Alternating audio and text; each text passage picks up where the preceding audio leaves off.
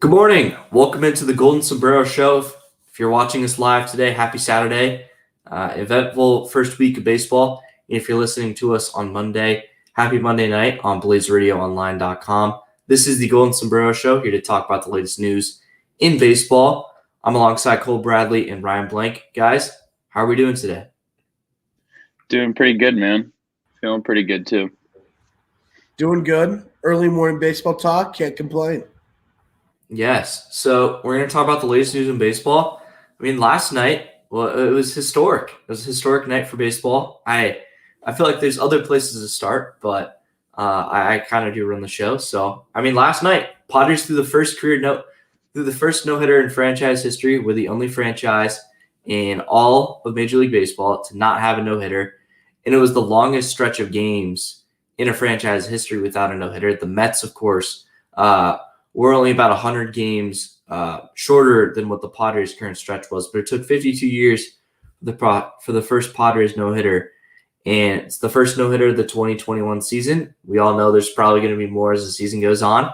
The only batter to reach base was Joey Gallo when he got hit by a pitch in the fourth inning, and man, let me tell you, it was an awesome feeling as a Padres fan, and everyone was super cool about it to me. And it was funny. Everyone's like telling me congrats, and my response to just about everyone was, I ain't do anything, but thank you. And I felt like that was a funny way. But it was an awesome feeling to know that the Padres finally got the monkey off their back. They finally have a no-hitter. And what was your guys' reaction watching it?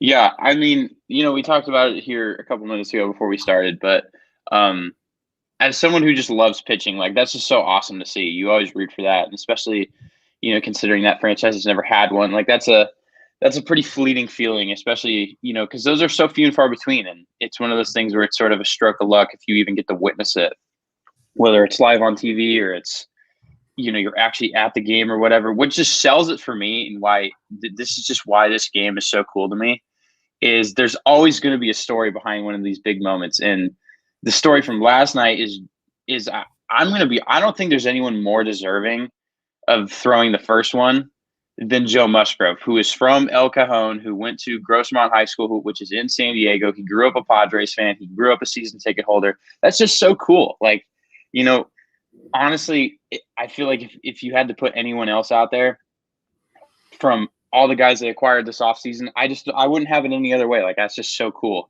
to see him, being so deserving of that, being from that city, growing up a Padres fan. Like that just adds to it for me, because there's always going to be a story there. I mean, Dallas Braden's perfect game, and was that like 06 or something on Mother's Day, after his mother died of cancer in high school. And that's so cool.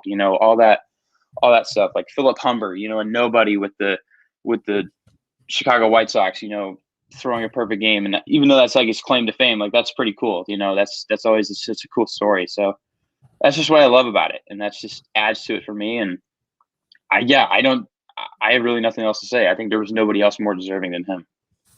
Yeah, I think that's the best part, is that it was a San Diego native who ended the streak, who finally got the team over the hump.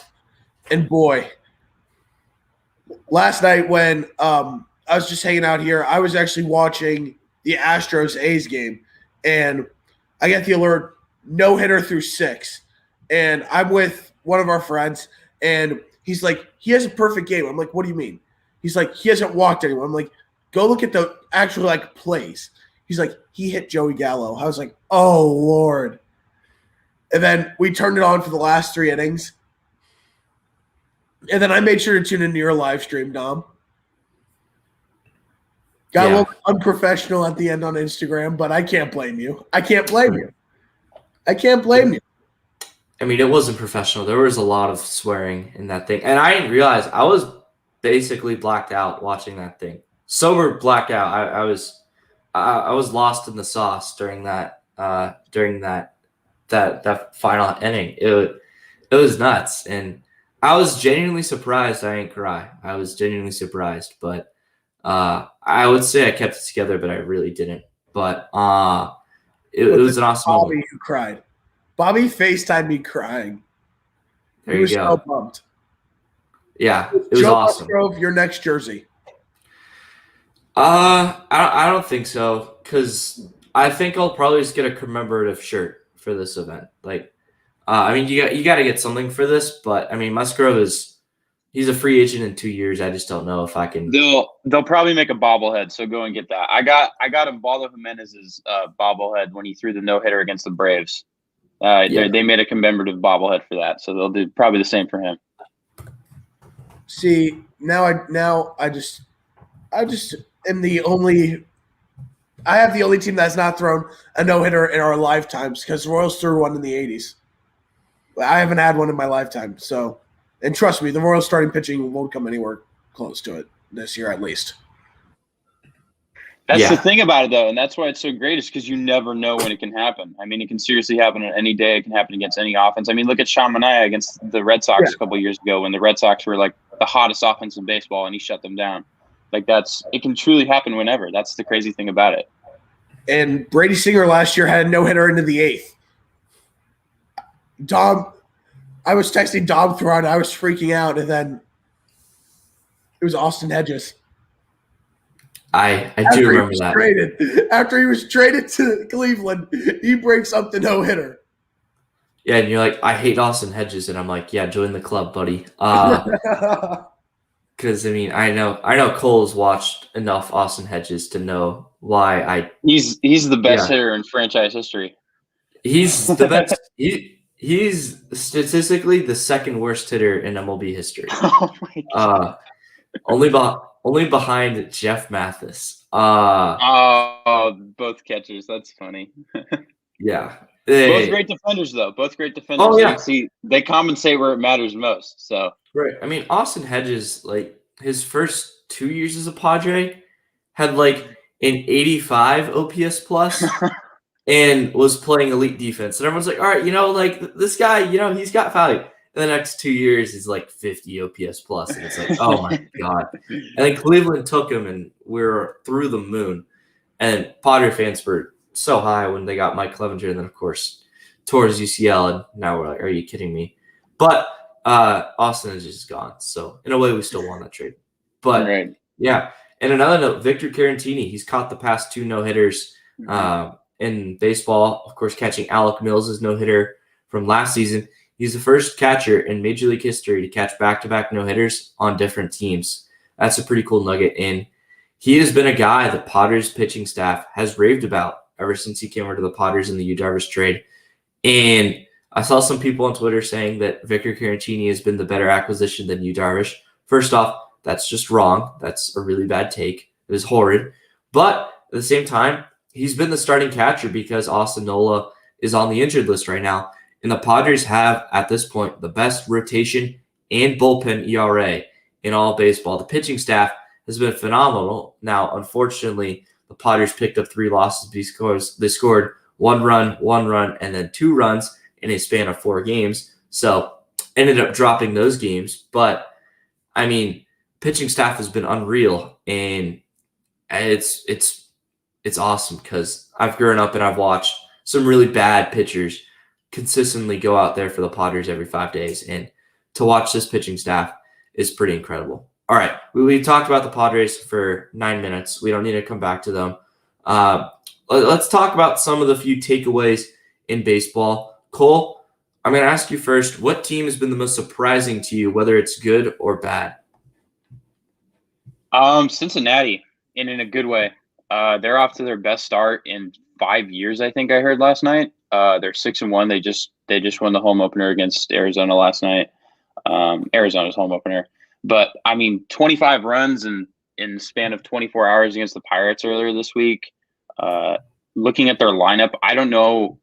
I mean, I'm not, looking at it right now, but watching the game last night and seeing, Tyler Naquin and obviously Nick Castellanos and Tucker Barnhart, I swear I don't think I saw a single guy hitting under 400 in their lineup, which is just ridiculous. So, I mean, that's already, a team that was coming off of a pretty disappointing offensive performance, especially in the second half of last year, and heading into the wild card. I mean, they just could not hit, and they couldn't give run support to obviously Trevor Bauer, who won the Cy Young. But, I mean, they've come out this year and, just look like it's home run derby. And I know they play in, such a tiny ballpark, but I mean, home run's a home run any way you slice it. And when they're sort of just tearing the cover off the ball like they are, that's pretty impressive. So they're definitely not fooling around right out of the gate. So I'd say they're probably the team that impresses me the most right now, especially on the offensive end of things. Yeah, and don't forget they play at Great American Small Park is the park they play at, and yeah, that lineup's been super impressive. And they lost opening day to the Cardinals when Luis Castillo gave up a ton of runs, didn't record a single strikeout, and you're like, oh boy, because as we all know, Luis Castillo is my Cy Young pick, and immediately I'm like, oh boy, this could be a really bad Cy Young pick. Was really good in his second outing, and that offense has been explosive. So yeah, I agree they've been surprising. Ryan, who's your most surprising team so far, whether it's good or bad? It's tough because there have been a few surprising teams, and there's one that's good and there's one that's bad. The good, I would say, is, well, it's two, and that's Baltimore and Boston. Boston's won 4 straight games. They're 4-3 right now. The Orioles are 4-3. And then for bad, it's the Athletics. 2-7 start. And yeah, they've gotten a rough drive having to go against the Astros and the Dodgers, but they just haven't been able to find it. The pitching staff hasn't been looking good. Offense has been pretty sluggish. You had to expect a little bit of a downfall offensively from them this year, losing Simeon and then having to piece that lineup together, especially with some injuries that they have, including Ramon Laureano. But I want to go to the Red Sox for a second. That offense was able to put up 11 runs in one game against the Rays and 9 runs in another game against the Rays, who last year was regarded as the best pitching staff completely, bullpen and nearly the rotation in baseball. And they're struggling. And yeah, they lost 2 of their best pitchers. But at the same time, the Red Sox offense is looking really good. The pitching staff is looking much better than I thought. So I got shot at the Red Sox. Winning 4 in a row, they're tied at the top of the division. It's weird because we all had the Orioles and Red Sox at the bottom of that division, and those two are at the top right now. Yeah, I mean, it's a small sample size. I'm very confident the Yankees are going to win that division and that the Red Sox and Orioles are going to come back down to earth. And on TikTok, I said the Red Sox were hot garbage, and they've won 4 straight. So maybe I need to not talk about them, but that's what's happened. For me, my most surprising team is actually the Philadelphia Phillies, and they're off to a great start. They're 5-2, and their bullpen has actually looked really good. And we all knew it was going to be better this year because they added Jose Alvarado, Brandon Kinsler, and Archie Bradley. But I didn't think we anticipated it being this good. I mean, it was so stout against a very good Atlanta Braves offense. And the Braves have been a team that has been kind of disappointing at 3-4 to start, but they've picked things up a bit after getting swept. But the Phillies, man, they looked really good. And they've got a tough schedule to start the year. Getting the Braves and then the Mets, and they got the Mets in a little weirder, and then they didn't have a doubleheader, but it was just weird. And they've been able to stay above the water and keep their head above the water, and they're treading there. And we all said, like, this team has potential to be really good, and we weren't going to be surprised by any team in this division if they win 90 games. And right now, the Phillies look like they have the best shot. Of course, once again, really small sample size, but we gave them the worst shot, and all of a sudden they're off to a great start. Zach Wheeler and Aaron Nola have both looked really good to start the year, and we know that that's one of the best 1-2 combos in all baseball. And then now that they finally have a good bullpen behind it with a good lineup to support them, I think the Phillies are a very dangerous team, and they could definitely be a playoff team and possibly even win this division, especially if they keep playing like how they had to start the season. What do you guys think about that? Yeah, I agree. They looked pretty impressive from what I saw earlier this week. I didn't really tune into them much, but I watched a few games here and there. Yeah, I agree. I think the bullpen definitely obviously looks more competent than it did last year, and that was sort of the biggest thing for them was improving the bullpen, because the sorry excuse of one that they had last season was, well, it was exactly that. It was a sorry excuse, and I think any improvement would have been encouraging, and they've definitely come out and pitched better to start out this season than they did last year. Also, offense has been timely. I watched the game they played against Jacob deGrom. I think that was the Mets' first game of the season. And I mean, obviously DeGrom dominated for the first, I think it was 7+ innings. And then finally, all it takes is for him to get out of the game. And, the Phillies came in, and I forget exactly what they did, but they took the lead and ended up winning that one. So, I mean, timely offense is huge as well. When you have especially a bullpen that's going well. And obviously, like you said, Aaron Nola looks good too. So, yeah, I mean, they're definitely pretty surprising as well. And for their sake, I hope they keep it up because, I mean, this is a team that, has a pretty amazing core group of players with Real Muto and Harper and Hoskins and all those guys. And, they can really go a long way if they put it together and they stay healthy and, everything goes their way. But that's really all it comes down to is them just staying healthy and putting it together. And if they can continue to do what they've done early in the season, then they're going to be just fine. Yeah, the Phillies have actually been very surprising. Nola's been terrific, which you expected. Nola is one of the best pitchers in baseball. Zach Wheeler's been able to create a formidable duo with Nola. And then the bullpen, Alvarado, Kinsler.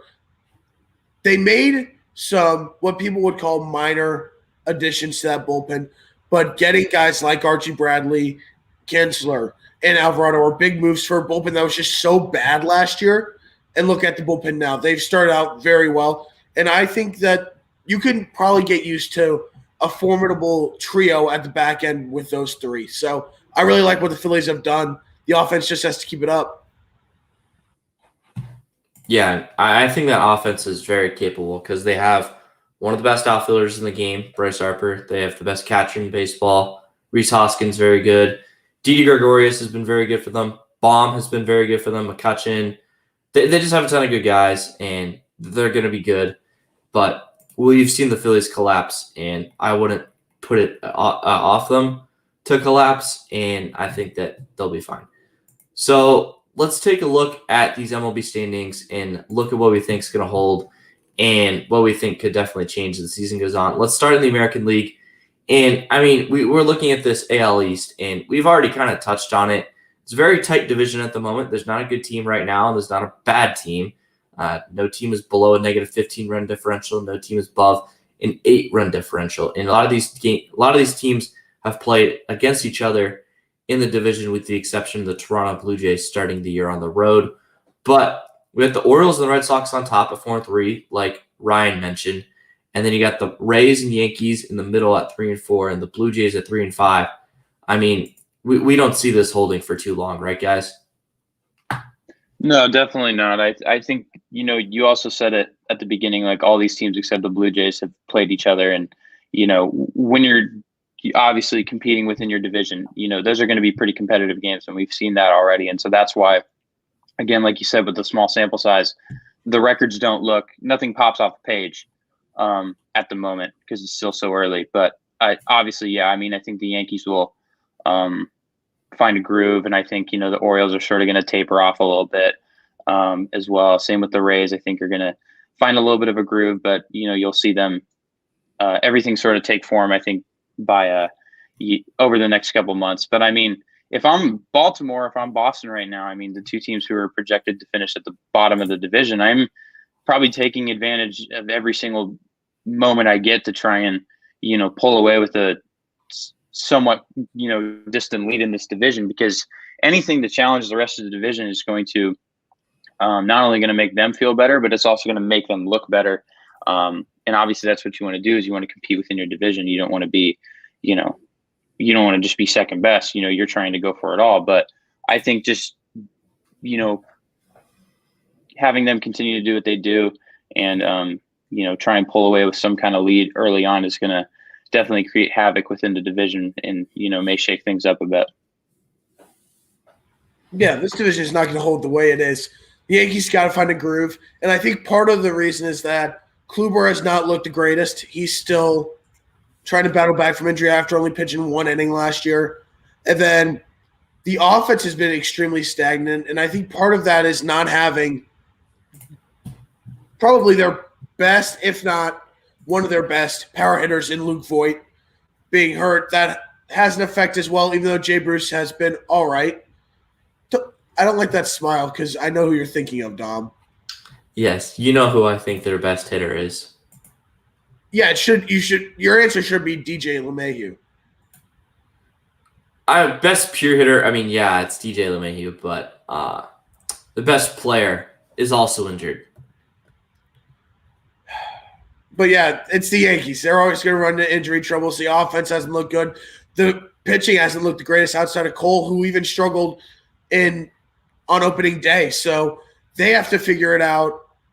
The Rays, we didn't expect a ton from them this year. They only got worse this offseason, losing two of their best pitchers and not really doing much to boost the offense. And then Toronto, we've been high on. But remember, they haven't had Springer back yet. So it's going to be a transition until they can get their star player back. So this division will definitely see a change once everyone's fully healthy and we get into a full swing of baseball. Yeah.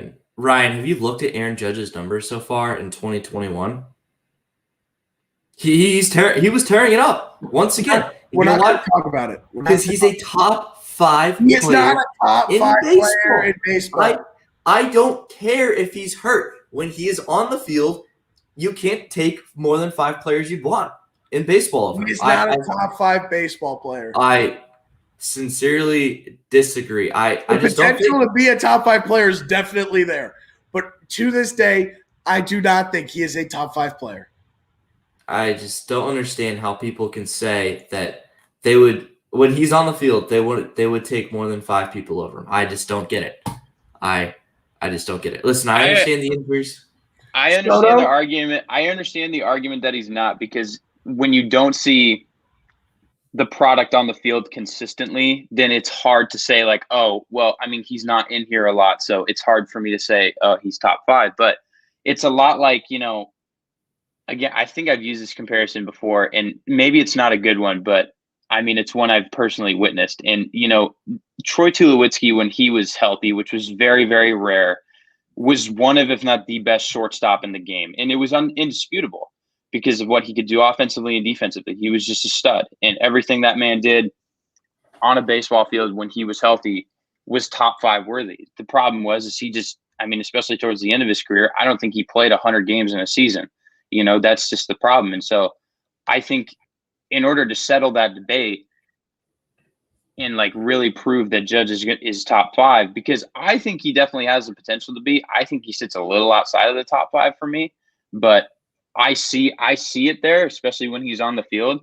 But what's going to have to be proven is him playing it, staying healthy and playing, consistently 120 to 130 plus games a year in order to be really in that conversation for everyone. That's just the problem. And that's not his fault necessarily, but that's just how it works. And I think that's the huge takeaway for everyone who's not ranking him top 5 right now.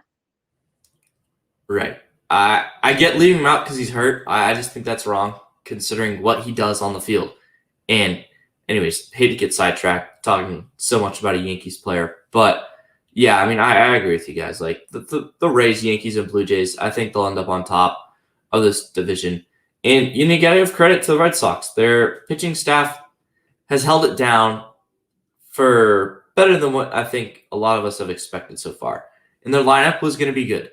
There's no other way around it. They finally got Cora back, who's obviously was going to help out with a lot of guys who had down years for them in the 2020 season. And of course, once you start bad and your entire pitching staff's hurt, then at that point you really lose motivation playing in a pandemic. And I think that had something to do with the really bad numbers last year for guys like Devers and JD Martinez. And JD Martinez is off to a great start so far in the year. And he's been, of course, I argued that he was almost as worthy as winning the MVP as Mookie Betts was in 2018. Now, Mookie Betts deserved it, but JD Martinez was unreal in 2018. And he's been such an important addition for them. And for him to get back and producing that lineup has been crucial for them. But yeah, I agree. This division will get flipped. Looking at the Central, we have the 2 top teams. This is the way that a lot of people have seen this division. Twins and White Sox on top.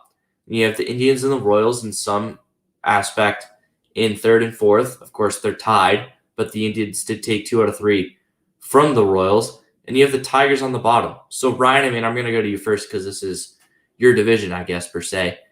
Twins on top, White Sox in the middle, and then the 2 teams at 3 and 3, the Tigers on the bottom. I mean, this is how we all saw it, right?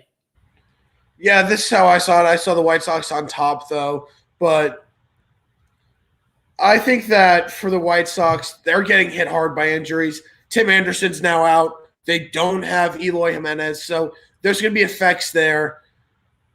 I haven't seen a lot of Andrew Vaughn, which is frustrating because I picked him for AL Rookie of the Year. But also, Yerman Mercedes has been incredible. First player ever to go 8 for 8 to start out his career. He's been terrific for them. Boost to the lineup. Hit a 485-foot homer against the Royals the other day. But that White Sox team, once they get fully healthy and get going, they're going to take this division. The Twins have a great lineup. They do. They have Andrelton Simmons, who's great in the field. They got Max Kepler. They got Byron Buxton. They got Sano. They've got Donaldson. They've got a lot of power and a lot of speed in that lineup that I think is going to play very well throughout the season. Kenta Maeda, Jose Barrios, both have looked good. I think that's a solid duo that they have there. For Cleveland, all it is their pitching. Their offense isn't anything to ride home to mom about. It's their pitching with Bieber, and that bullpen is solid. That's what it came down to. The Royals, you tell me they're 500 after 6 games, I might call you crazy. They've looked solid. I'm very happy with the offense. Starting rotation has been frustrating the heck out of me, especially Brad Keller. He's looked horrible. He's gone a total of 4 2/3 innings, and he has 10 earned runs given up. He's got to find it. The two pitchers I got shout out, Jacob Junis and Danny Duffy. Both went scoreless. Duffy went 6 scoreless. Junis went 5 scoreless in Cleveland. They both look great. The Royals pitching needs to find it. Jesse Hahn and Greg Hahn gave up the win for Junis. But overall, I'm happy with how the Royals are looking right now. For the Tigers, it's got to be Badu. That dude is playing really well. Hits a home run on the first pitch that he sees, then backs up with a grand slam, a walk-off single. He's been terrific for them. Like I said, all of us expected the Tigers to finish last in this division. And they probably are, but that future is bright for that team. Yeah, I agree. I mean, this division is sort of shaped up as expected early on, for sure, with the Twins and obviously the White Sox on top. And I want to talk a little bit about the Indians, who Brian touched on just a little bit. It's kind of been as expected for them. They, through the first week and a half now or so, have surrendered I think it's the lowest batting average allowed to start from a pitching staff as a whole. It's like 177 or something like that. So as expected from the staff, they're performing amazingly. And that's obviously huge for them. But the problem is like, you're still seeing that offense sort of struggle to start. They've only put up, I think, more than 5 runs in 1, maybe 2 games this season. And that's just not going to win you a lot of games, obviously. And the thing with them is they have a lot of power. There's no doubt there with Framel Reyes and Eddie Rosario. And then obviously they have Jose Ramirez, who can just sort of do it all as a hitter. But this team's just not really built, I feel like, to get on base as much as it has been in years past.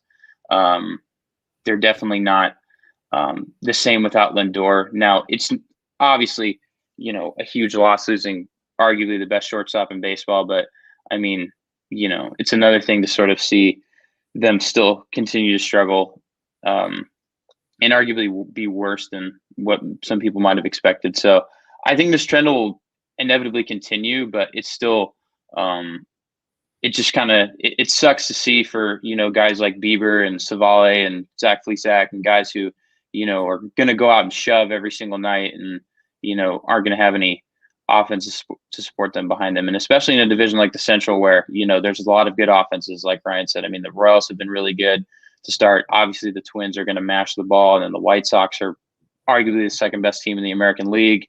It's insane to think that they're one of, if not the only team that sort of is the opposite. The pitching is locked down, and then the offense is just pretty much incompetent. So it's just interesting to see. That's the one big takeaway for me, I guess, to start. Yeah.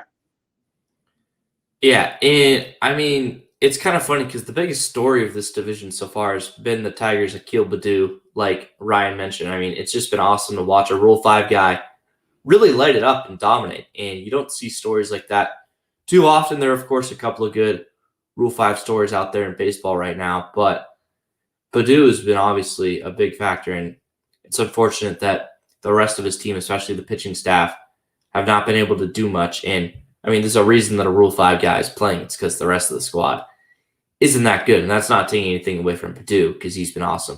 But yeah, you guys mentioned it. The Indians, they've struggled. Of teams that have played their full schedule to this point, which is everyone except the Mets and Nationals, they have the least amount of runs allowed at 17, and they have the third least runs scored, only in front of the Brewers and the Pirates at 21 runs, and then the Brewers are at 20, Pirates are at 19. So yeah, really close games and really low scoring games, which is of course what we all expected because that pitching staff is really good. And going into last night before Joe Musgrove went 9 scoreless innings, the Indians had the best rotation ERA in baseball, and I think they're going to end up with the best rotation ERA in baseball because that rotation is nuts. Now, unfortunately for them, I wouldn't really consider them nuts in any other position besides third base. And we knew coming into the year that Jose Ramirez was going to be the entire offense. And so far, he's off to a great start, hitting 375, the 667 slugging percentage, and a 200 OPS plus. He's been great. But the rest of the lineup definitely needs to step up. Now, Franmil Reyes had a much better night last night, but the rest of the team, you look at it, and they've just been super disappointing. You got 3 other hitters with an OPS plus above 100, and actually, Ryan, one of them is Roberto Perez. And I know that'll be shocking to you because you've talked about a lot how he's not good. And yeah, he sucks at the plate, but if he can have a 123 OPS plus and play good defensively, that's all of a sudden. He's a great defender. I've never said anything against his fielding. He's one of the best defensive catchers. He can't hit to save his life. Yes, and I mean, you've been right. Austin Hedges so far on the season, he's 1 for 4. He's got 237 OPS plus, Austin. Obviously, that is a really small sample size. And I hate that name. I hate that name. I'm sorry, dude. Like, how do you think I felt watching that dude strike out 2 to 3 times every damn night? Like, how do you think I feel about him? You like I said, welcome to the club. It's a large club, to say the least, and it's a lot of Padre fans who were angry. And they're both great defensively, but they both just suck at the plate, and it's hard to watch. But yeah, this offense needs to step it up. Eddie Rosario, who they brought in this offseason, has been pretty disappointing so far, and Cesar Hernandez has been really bad. I mean, he's just been an absolute flop of a signing for them. Andres Jimenez, who they brought over in the Lindor trade, has sucked. Like, it's okay. They have Jose Ramirez, who hit 2 home runs in the series finale against the Royals. He's been their offense. He's going to be their offense. Just wait till he shuts down in the second half of the season, like he always does. Pretty sure that's not true. Okay, in the past 2 of the past 3 seasons, he has gone quiet once you've hit August, September. Really? I thought 2019. I thought 2019 was the year he struggled for the whole season, and then like August, September, he had like the greatest 2 months ever. Yeah. I mean, you look at it, Ryan. I mean, in 2019, yeah, it was 2019, and then here since 2017, here is OPS is, I guess, for the entire season: 957, 939, 806 in 2019. That's because he sucked in the first half, and then like Cole mentioned, and I was going to mention too, it just was so elite in the second half of 2019. The shortened 2020 season was 993, and right now it's 1067, and that's with a 400 OBP that's only .025 higher than his batting average, which of course we know will expand itself because he draws walks. It's just a small sample size. He's getting pitches to hit, which is honestly pretty shocking considering that he has no protection in that lineup right now, except for my guy Franmil. We love you, Franmil. But yeah, I mean, I just think that's a bad take there from Ryan. But hey, don't but yes, you're right. J Ram's their offense. So, I mean, you just were wrong about him fading off. But anyways, let's move on to the AL West. And I mean, right now it's a 2-horse race to the top, and then the other teams are in the cellar. You got the Astros and Angels both at 6-2. They both split their 2-game series that they had earlier this past week. And then Rangers and Mariners at 3-4. And then, like Ryan mentioned earlier, the A's at the bottom at 2-7. So, guys, I mean, you have the 2 teams at the top that we all predicted to be there. The A's are not up there with them. And then you got the Rangers and the Mariners in the middle. I mean, how do we see this playing out? I mean, I think as it started, I mean, I think this is a pretty accurate representation of how this might go. I honestly, I'm still sticking with the A's. I think this start is a little bit of a fluke. I think they'll figure something out and find their stride. The one problem with them is that they've already hit their fair share of injury troubles. I think that's also part of the reason that they've started off so poorly. That never helps, and that always sucks. But I think, again, for the rest of the division, it's sort of shaped out how I think, at least I expected it to go. The Angels at the top right now. I mean, Mike Trout doing Mike Trout things this past week. He's already in midseason form, I think. I mean, that's when have we not been able to say that? And obviously, this happened well over a week ago, I think. But Shohei came out and hit that 450-foot bomb, and then he walked like, what was it, 5 guys that game, but still had a pretty solid start. That's a step in the right direction. Again, we talked a lot about him during the spring, and what it's going to take for him to stay healthy if he's going to be effective on the mound and still be an absolute stud at the plate.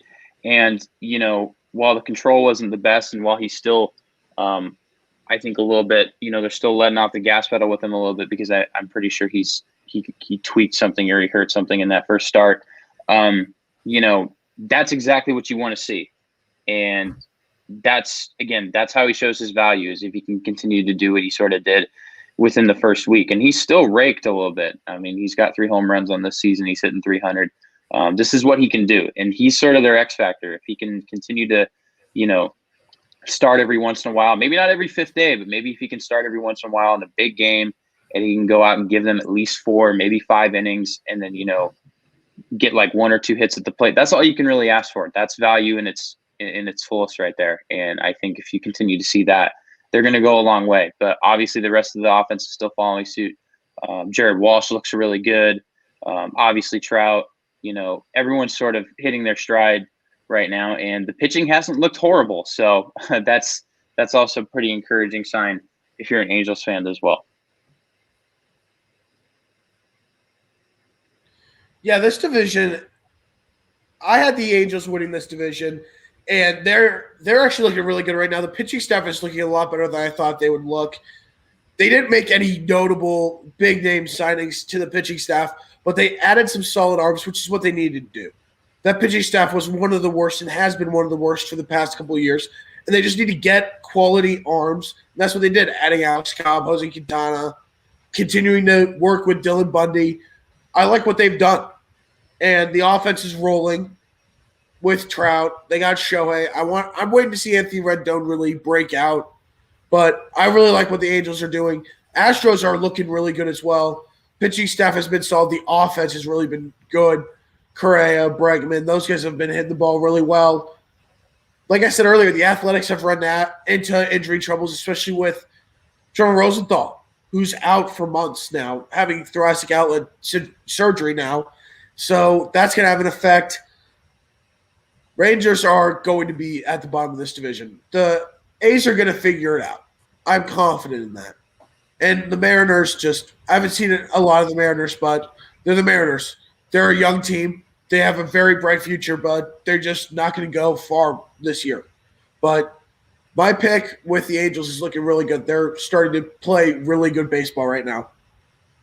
I mean, don't take too much credit for picking the Angels, because we all took them. But yes, I mean, they're off to a great start, and they have several key contributors in their lineup. I mean, you mentioned it, Mike Trout. I mean, he's obviously very small sample size, probably the front runner for AL MVP.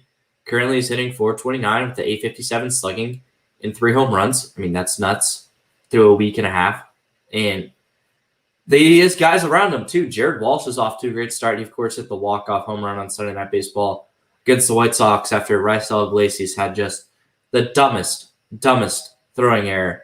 And it was hilarious. And I said the Angels angeled. And then one of my friends who's an Angels fan said, Walsh. I'm like, I mean, like, yeah, but like the Angels angeled. Like, don't take away too much from that. And then Shohei is off to a fantastic start. I mean, he's been phenomenal. That MVP pick is looking pretty good for you right now. But yeah, Cole, like you mentioned, he's not going to start every 5 days because that's just not who he is. But I mean, if they have Shohei Sundays every Sunday, all of a sudden you could be seeing a guy that's really productive for them. And he's so fun to watch. And I mean, the pitching staff, it's been good so far. And I talked about it. I said Bundy's going to be good. Heaney's going to be good. He hasn't quite been great, but Alex Cobb has been, solid 6 innings, 4.5 ERA. Quintana wasn't that good, but the bullpen has actually been really good. And I mean, it's the offense that's carrying the team right now, but all the pitching staff has to do is be okay. That's all they have to do. And this team will make the playoffs because the lineup is that good. And like Ryan mentioned, Rendon's not even off to a good start. Once he gets it going, this lineup's really in a good position. And it's good to see that they're finally moving away from Pujols because he hasn't been that good, and that Jared Walsh has taken over full time at first base because he's way better. And yeah, you guys mentioned it. The Astros, they're off to a great start. They have a plus 27 run differential, which is the second best in baseball, only behind the Cincinnati Reds. And that offense has been elite so far. And the pitching staff has been very good. And I think our concerns with picking the Angels over them to win the division was the pitching staff as well. But they've been good so far. And I mean, I don't expect either pitching staff to really keep it up at their current pace. But I mean, the Angels pitching staff is at least pitching closer to where we thought that they'd be. So that's going to wrap up our American League conversation. We kind of touched on it earlier with the NL East. The Phillies are at 5-2, and then some of these teams haven't played a ton of games because the Nationals had a positive COVID-19 test, but pretty close division. And then you got the Marlins down in the cellar at 1-6, Nationals at 1-3, Braves at 3-4, Mets at 2-2, Phillies at 5-2. How do we see the NL East playing out? I think it's going to be a roller coaster division, as we obviously sort of touched on at the beginning of the year. Like you said, there's at least 3 teams in this division who are very capable of winning 90-plus games and making the postseason. And that's, obviously going to be left to be seen. But, I mean, I will say the Braves start has been pretty surprising. I think they played some close games at the beginning of the year, but definitely not off to, I think, the start that really anyone thought they were going to be off to. It's sort of weird, though. Obviously, they're like the A's, I mean, even though the A's aren't expected to do a whole lot this year, I think that's still surprising that they've started as bad as they have. So it's kind of been like that, but this team's definitely going to catch up and obviously cover ground in this division.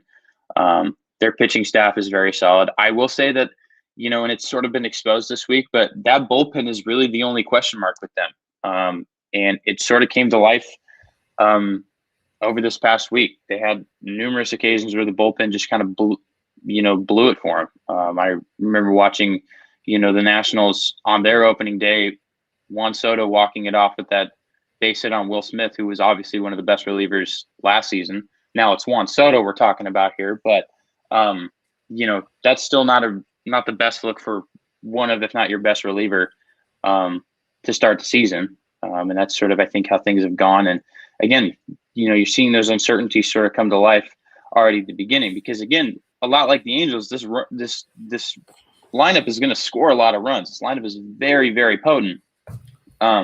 But it's going to come down to the bullpen to, helping maintain the lead and, making sure that games are locked up late. And that's just not how I think things have gone in the early going. And that's how they need to start going if this team wants to obviously repeat as division champs and potentially, make their way back to the championship series and even get to the World Series.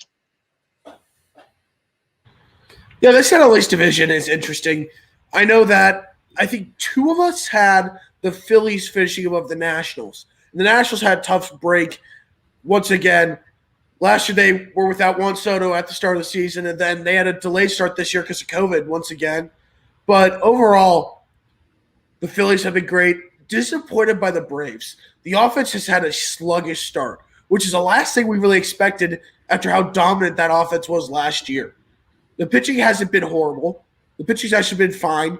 It's just been the offense. The offense has to really get it going, which they haven't been able to do yet. So I think that has its effects.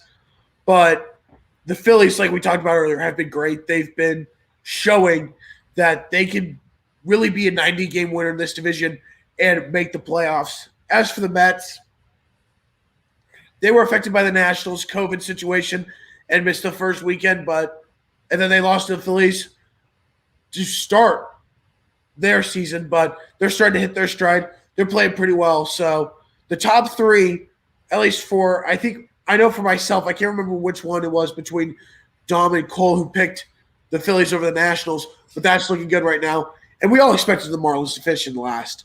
We all expected that because they just didn't do enough in the offseason to get better. They weren't aggressive. They added Adam Duvall. That's really all we saw from them. And they had the opportunity to go out and try to get better and continue to build upon what they did last season. They didn't. So, at least it's shaking up a little bit differently than what we all expected. But again, it's a small sample size so far. I did not predict the Nationals. I did not predict the Phillies to be in front of the Nationals, so I believe that was Cole. Was that you that said that? All right. I did, yeah. Good call so far. I still believe in the Nationals, but it's early, and the Braves bullpen. Yeah, that's the concern right now. But they're at 3-4 after having a really tough schedule to start the year, so they'll find ways to bounce back. And the Marlins at the bottom.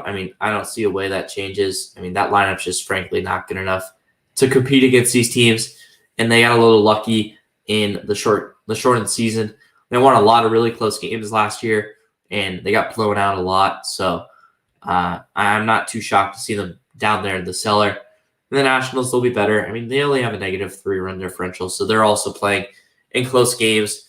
And they also lost the 2 games in the 7-inning doubleheader. So, you got to take those games with a little bit of a grain of salt because you never know. And especially when you're facing a team like the Braves, who's had a rough start in the bullpen, those extra 2 innings late in the game, you're certainly missing out opportunities there. But yeah, Phillies on top certainly could be there at the end of the year. This team is talented enough. All 4 of these teams are talented enough to win this division. But I'm shocked the way it's played out so far. Moving on to the Central, we already talked about it. The Reds, they're kind of the surprise team of baseball so far, especially the lineup. Cardinals shortly behind them at 5-2. The Cubs are at 4-3, but they've had a really weird start to the year, facing, of course, the 2 worst offenses in baseball, which are the Brewers and the Pirates, the 2 teams right below them. I don't see these standings changing too much, but the Reds' offense has come down to earth at some point, right, guys? Yeah, I would hope so for everyone else's sake. They look a lot like the Big Red Machine from the 70s already. I think that's some if they keep this up, they're going to bring that back. You'll see it. I want to talk about the Milwaukee Brewers though, because you did bring up an interesting point because they have not hit well this year. 172 team average so far is just it's yikes. But the pitching is actually very, very, very good, and Corbin Burns in particular has been disgusting, like really, really good. 0.73 ERA. He's given up 1 run in his 2 starts so far. It was a home run to Byron Buxton in that absolute, dream of a matchup where Barrios and him both had no hitters going into like the 7th. I think that was like the 2nd game of the season. That was just, that was chef's kiss. That was just amazing. Just like, that's a dream. But he came out his recent start against the Cardinals. He shoved, but the offense didn't support him. And Nolan Arenado hits that electric, I think it was a 2-run bomb to give them the lead and end up winning the game. After that, that's sort of the story about them. But if they start scoring runs and the pitching holds up, and I know Devin Williams has struggled, and I know a few other guys have not been the best, but you look at this team, if they start scoring runs and the pitching holds up the way it's held up this early in the season, this is a playoff team. And I think personally, I've seen that they've convinced me early in the season because this pitching goes out and dominates more often than not. Freddie Peralta even had a good start, I think, his last time out. This team's very deep, a lot deeper than I think a lot of people know as far as the pitching is concerned. The problem is just the offense. The offense has got to get going. Christian Yelich is obviously, I think, primed for a bounce-back year, but so far he's sort of, kind of struggled to begin the season. He's still hitting 280, but, I mean, that's not, by Christian Yelich standards, good, obviously. And I'm sure he's going to continue to only get better, but the rest of this lineup is going to have to pull their weight. And if they do that, they're going to win a lot of games. So that's just the fact about them.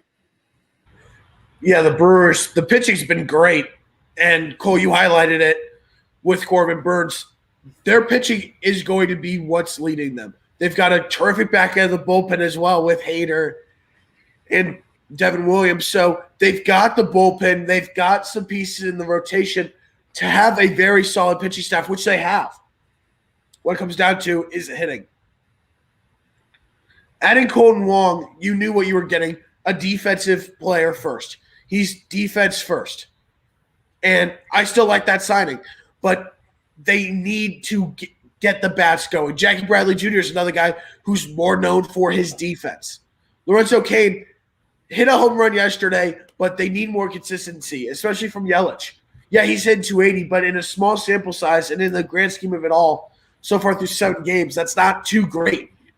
So they need to really bounce back and get that offense to manufacture runs.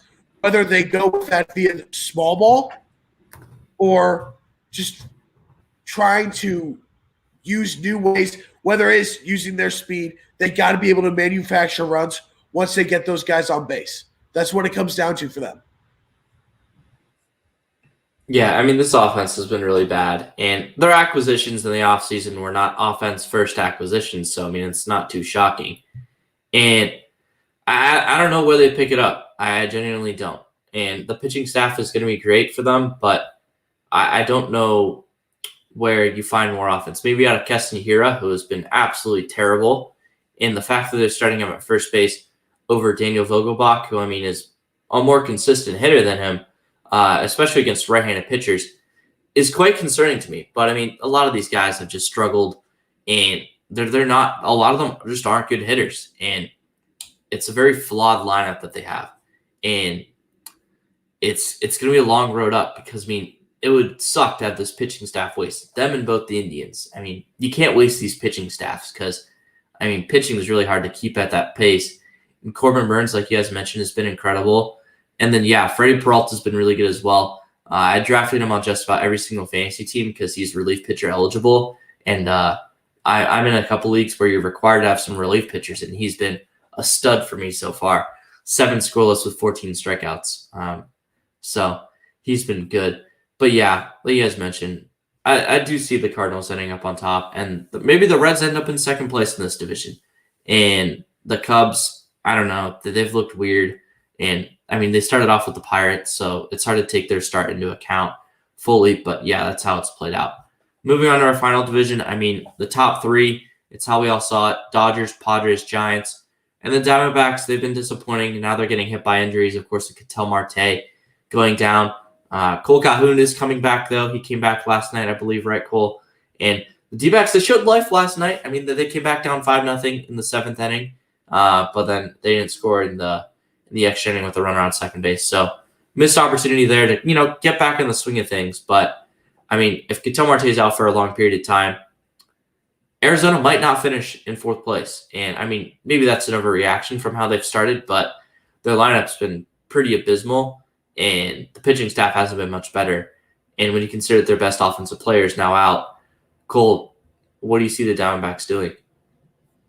Well, I don't think they're going to be 5th place. I do think that is a bit of a stretch. But it is early, and yes, they've been bad. And I am an optimist, and I'd say that if we didn't have as many injuries as they have currently to start the season, then, we'd probably be in a little bit of a better position. I will say getting Cole Calhoun back last night definitely was a boost for the offense, especially late. We were getting no hit through, I think, the first 5 innings, which was ridiculous. It's the second time in consecutive games that's happened. But he brings a little bit more life to this offense.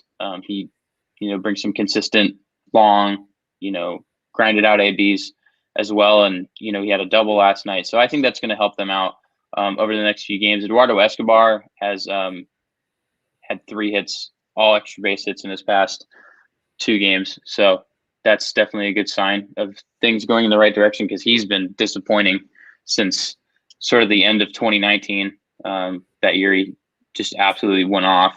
But yeah, I mean, losing Marte he was sort of returning to his 2019 form, and that's encouraging. But now he's out, and they don't know how long he's out. He said he felt okay the day after, but a hamstring pull, if that's indeed what it is, which it seems like that's what it is, that can set you back for at least a month and a half at an entry level injury. So that's not good. But yeah, and the pitching has been pretty disappointing. I will say I'm pretty impressed with Taylor Widener, who has sort of just been thrown into the starting rotation.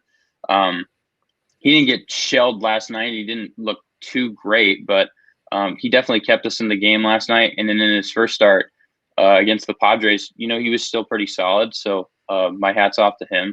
But yeah, injuries. Soria's out, our big acquisition this offseason. That's kind of funny to say.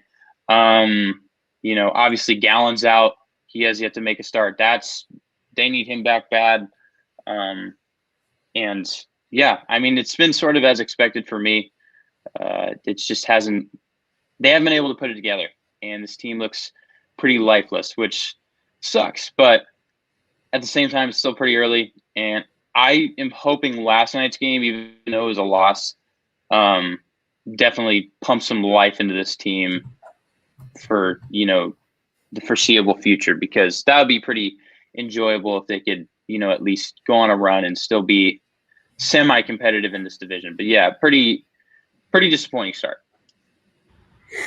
For the Diamondbacks, it's just a mix of they're hitting 22nd best in the major leagues, hitting 205, and then they have the 24th ERA at 5.13, I believe. They haven't been able to find it and mix it well together. But the Pirates, they got that first. What? Why did I just say the Pirates? Sorry, wrong team. The Rockies. The Rockies have actually looked better than I expected. I expected them to really struggle right out the gate.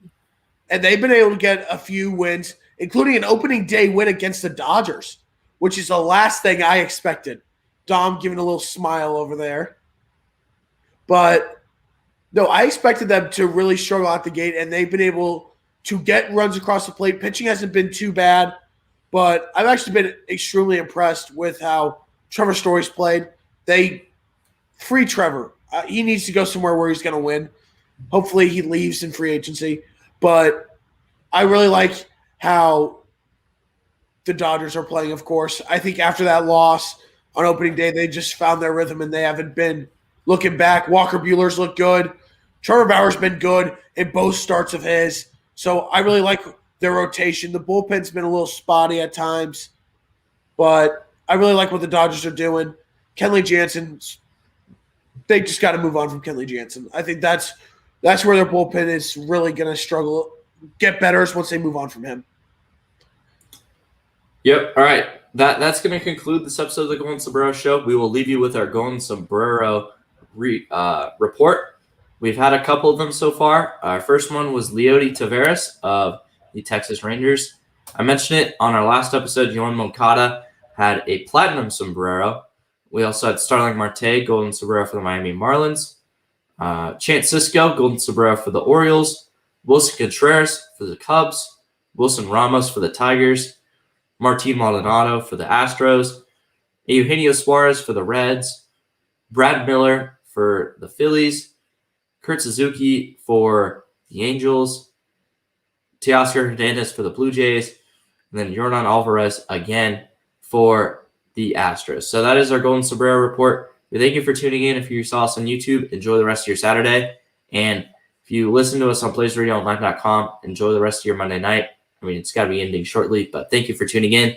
On behalf of Cole Bradley and Ryan Blank, we thank you all for tuning in. Make sure to watch some more baseball this week and come back next week to hear more of us talk about it.